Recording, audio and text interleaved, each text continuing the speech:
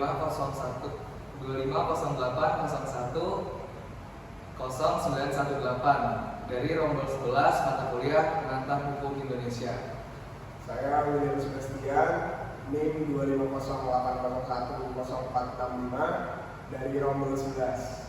Saya Nadia Nurwati dari NIM 250801005 dari Rombel 11. Izinkan kami menyampaikan materi tentang hukum tata negara. Terima kasih.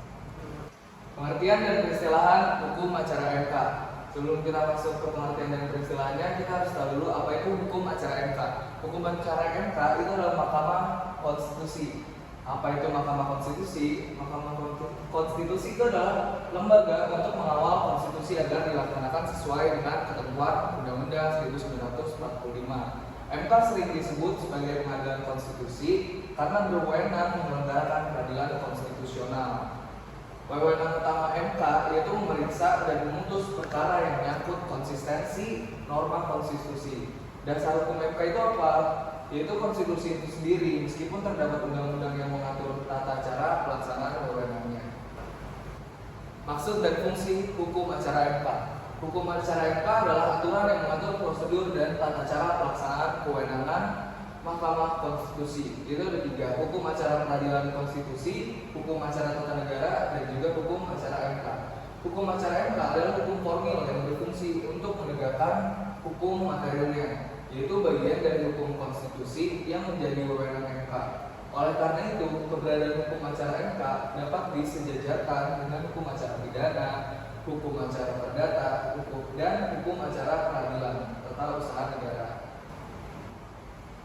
Karakteristik hukum acara MK. Karakteristiknya mempunyai 3, yaitu pertama, kewenangan MK.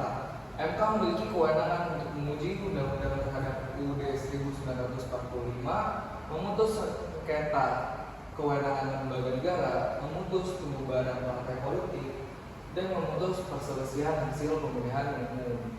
Lalu yang kedua, ada kedudukan hukum pemohon. Pemohon dalam perkara di MK harus memiliki kedudukan hukum yang jelas dan relevan dengan perkara yang diajukan.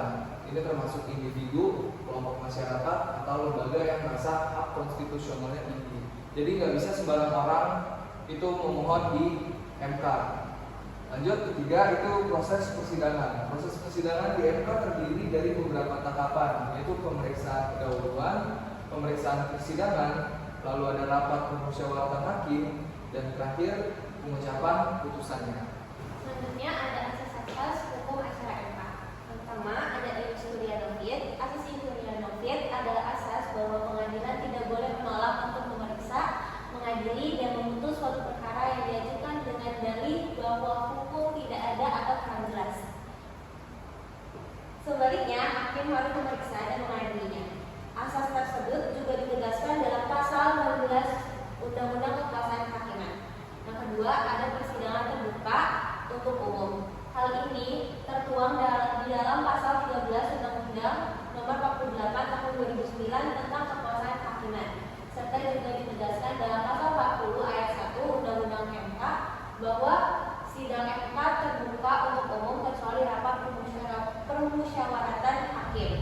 Yang ketiga, ada independen dan imparsial.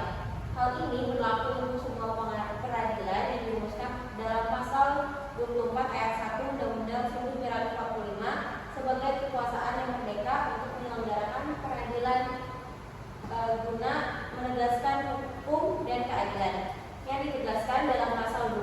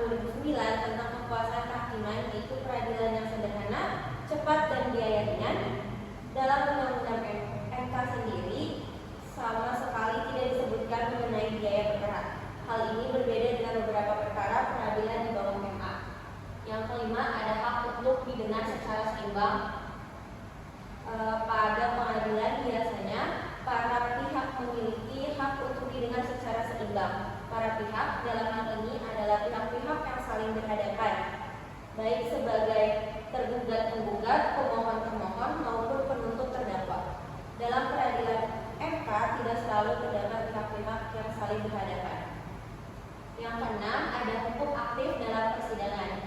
Hakim dapat bertindak aktif dalam persidangan karena hakim dipandang mengetahui hukum dari suatu perkara. Hal ini juga sesuai dengan asas ius curiae yang juga dapat diterjemahkan bahwa hakim mengetahui hukum dari suatu perkara. Yang terakhir, ada asas praduga keabsahan. Asas praduga keabsahan adalah bahwa tindakan penguasa dianggap sah sesuai aturan hukum sampai dinyatakan sebaliknya. Selanjutnya ada sumber hukum acara MK. Yang pertama ada Undang-Undang 1945, yang kedua ada Undang-Undang Nomor 24 Tahun 2003, yang ketiga ada PMK, terus yang keempat ada putusan MK, yang kelima konvensi atau perjanjian internasional PMK nomor 006 PMK 2005 tentang pedoman beracara dalam perkara pengujian undang-undang. Yang keenam PMK nomor 008 PMK 2006 tentang pedoman beracara dalam sengketa kewenangan konstitusional lembaga negara. Yang ketujuh PMK nomor 15 PMK 2008 tentang pedoman beracara dalam perselisihan hasil pemilihan umum kepala daerah. Yang kedelapan PMK nomor 16 PMK 2009 tentang pedoman beracara dalam perselisihan hasil pemilihan umum anggota dewan perwakilan rakyat, dewan perwakilan daerah, dan dewan perwakilan rakyat daerah. Yang ke-9 PMK nomor 17 PMK 2009 tentang pedoman beracara dalam perselisihan hasil pemilihan umum presiden dan wakil presiden. Ke-10 PMK nomor 18 PMK 2009 tentang pedoman pengajuan permohonan electronic filing dan pemeriksaan persidangan jarak jauh atau video conference. Yang ke-11 PMK nomor 19 PMK 2009 tentang tata tertib persidangan. Yang terakhir PMK nomor 21 PMK 2009 tentang pedoman beracara dalam memutus pendapat Dewan Perwakilan Rakyat mengenai dugaan pelanggaran oleh presiden dan wakil presiden. Selanjutnya ada pemohon dan termohon dalam hukum acara MK. Dalam pengujian Undang-Undang terhadap Undang-Undang Dasar Negara Republik Indonesia tahun 1945, pemohonnya ada warga negara, masyarakat adat, badan hukum, lembaga negara, dan termohonnya ada DPR dan Presiden. Yang kedua ada sengketa kewenangan konstitusional lembaga negara, pemohonnya adalah lembaga negara sendiri, dan termohonnya adalah lembaga negara juga. Yang ketiga ada perselisihan dari hasil pemilihan umum, pemohonnya adalah peserta pemilihan, dan yang termohon adalah Komisi Pemilihan Umum. Yang keempat ada pembubaran partai politik, pemohonnya adalah pemerintah, dan termohonnya adalah partai politik yang bersangkutan. Yang kelima ada kewajiban memutus pendapat DPR atas dugaan pelanggaran yang dilakukan oleh Presiden dan Wakil Presiden. Tahapan persidangan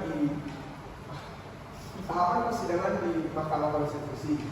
Yang pertama diawali dengan pemeriksaan pendahuluan yang berisi tentang putusan sela dan rapat permusyawaratan hakim. Yang kedua adalah pemeriksaan persidangan yang berisi tentang pembuktian atau penarikan kembali permohonan. Yang dilanjutkan dengan rapat permusyawaratan hakim untuk mengambil keputusan. Ini adalah sumber-sumber atau referensi yang kita ambil untuk membangun materi untuk presentasi. Sekian presentasi dari kelompok kami tentang materi hukum tata negara. Kurang lebihnya mohon maaf. Sekian dan terima kasih.